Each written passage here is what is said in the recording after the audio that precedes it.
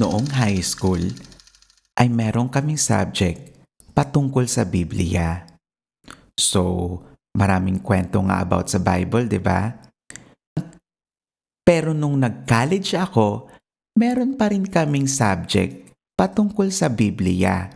So, ishare ko lang yung about sa story ni Noah, yung the story of creation. So, yun na nga. Sabi ni teacher, magkakaroon daw ng matinding pagbaha, kaya gumawa si Noah ng malaking arko. Ito ay para sa lahat ng klase ng hayop at dapat pares. Example, isang babae na aso sa kalalaki na aso.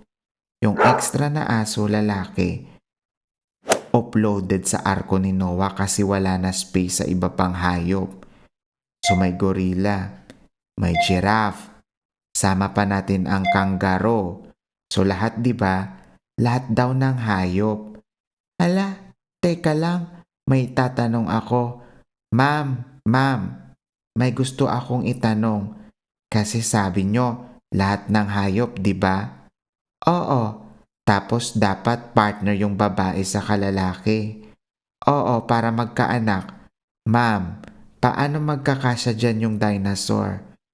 Ha? Di ba, hayop din yung dinosaur. Nagtawanan yung mga classmate ko sa klase. Pero, seryoso talaga ako sa tanong ko. Sa totoo lang. Tawa pa kayo dyan ha. Kasi ma'am, ang lalaki talaga ng mga dinosaur. Tama ba tong tinanong ko? Siyempre, na-curious talaga ako. Siguro, isang dinosaur pa lang lubog na yung arko ni Noah. Tawa talaga ng tawa yung mga classmates ko. Diba? Mga impacto lang. Class, sabi ni teacher. Pag dumating kayo sa punto ng pagdududa, ito lang talaga ang tandaan ninyo. Nagsimulang magsulat si ma'am sa pisara. Shh.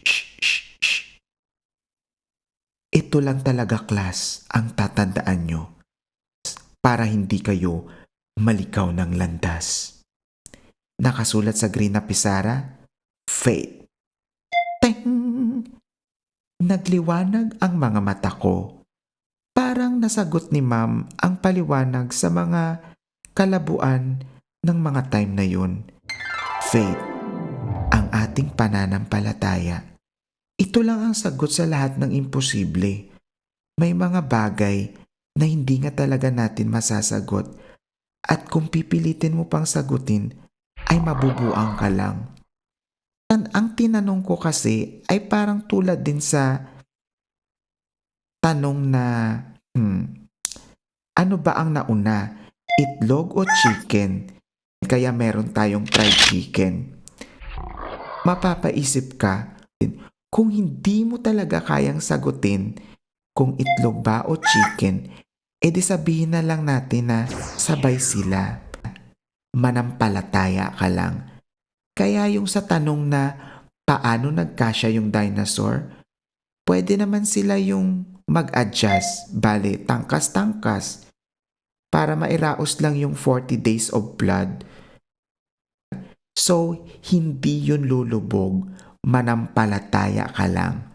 So, kung iisipin mo na baka nga walang dinosaur nung mga time na yon, baka extinct na.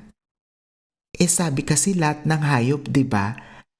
So, ang dinosaur ba hindi hayop?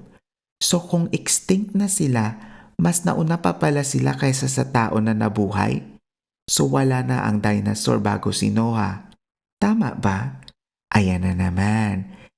Kaya nga, huwag kayong masyadong magtanong. Manampalataya ka. Isipin mo yung mga miracles na araw-araw na nangyayari. Yun ang mga bagay na sinasabi ko sa sarili ko. Ang mga sinasabi ko noon, hindi ko kayang sagutin ang lahat ng mga katanungan. Kung iniisip mo na matalino ka, isipin mo may mas matalino pa sa'yo. So lahat ng bagay na mahirap ipaliwanag o walang paliwanag, manampalataya ka lang. Talaga. Seryoso. Charat. The end.